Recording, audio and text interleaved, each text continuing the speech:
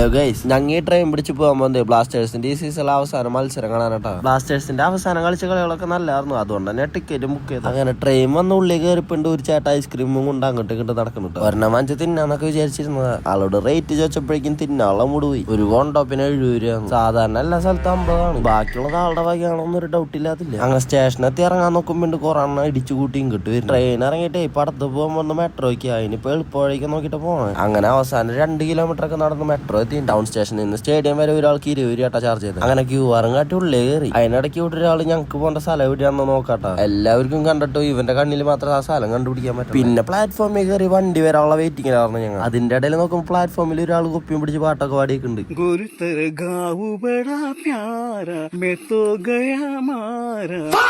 പാട്ട് പാടലും പരിപാടിയൊക്കെ തീർന്ന് മെട്രോ വന്ന ഉള്ളി കയറിപ്പുണ്ട്. അതിന്റെ ഉള്ളിലാണ് ഒടുക്കത്ത് തിരക്ക്. ഇവിടെ ഞങ്ങൾക്ക് തന്നെ നിൽക്കാൻ സ്ഥലം ഉണ്ടായിരുന്നില്ല. അതിന്റെ ഇടയിൽ ആരും സൈക്കിളൊക്കെ കൊണ്ടുവച്ചിട്ടുണ്ട് അതിന്റെ ഉള്ളിൽ. അങ്ങനെ ഇവിടെ നോക്കുമ്പോൾ CK-വിന് ഇതിന്റെ ഹ്യൂമാന്റെ ഒക്കെ പോസ്റ്റർ വാൾ മുട്ടിച്ച് വെച്ചിട്ടാ. ബ്ലാസ്റ്റേഴ്സിന്റെ മുമ്പത്തെ ലെജൻസ് സ്റ്റേഷനിൽ നിന്ന് പുറത്തിറങ്ങി നിന്ന് കണ്ടാൽ തന്നെ ഇഷ്ടം പോലെ കച്ചവടക്കാരി കേട്ടാ. അങ്ങനെ 10 രൂപ വെച്ച് ഞങ്ങൾ വാങ്ങിച്ചു വിട്ട ഒരു 6 സ്കാർഫ്. 10 രൂപ തന്ന മുഖത്ത് പെയിന്റ് അടിച്ചാടാ മോനെ എന്ന് പറഞ്ഞിട്ട് ഇപ്പൊ അജിൻ സാറിനെ പിടിച്ചിരുത്തിണ്ട്. ഞങ്ങളിപ്പോ ടിക്കറ്റ് കാണിച്ച് സ്കാൻ ചെയ്ത് ഉള്ളി കിടക്കാട്ടാ. ഇതിന്റെ അപ്പുറത്തേക്ക് ഒരു സംഭവം കയറ്റി വിടാത്ത കാരണം പവർ ബാങ്ക് ചാർജറൊക്കെ കൊണ്ട് സേഫ് ആക്കണം. അങ്ങനെ സാധനങ്ങളും കെട്ടിപ്പൂട്ടി കൊടുത്ത് അവര് തന്ന നമ്പറും പോക്കലിട്ട് ഞാനും കടന്നുള്ളി. അങ്ങനെ വാങ്ങിച്ച സ്കാർഫും തലയെ കെട്ടി ഇപ്പൊ സ്റ്റേഡിയത്തിന്റെ ഉള്ളിൽ കിടക്കാൻ പോട്ടെ. ഞാനൊക്കെ ബ്ലാസ്റ്റേഴ്സിന്റെ കളി കാണാനായിട്ട് ലാസ്റ്റ് വന്നത് 7ാം ക്ലാസ്സിൽ പഠിക്കുമ്പോഴാണ്.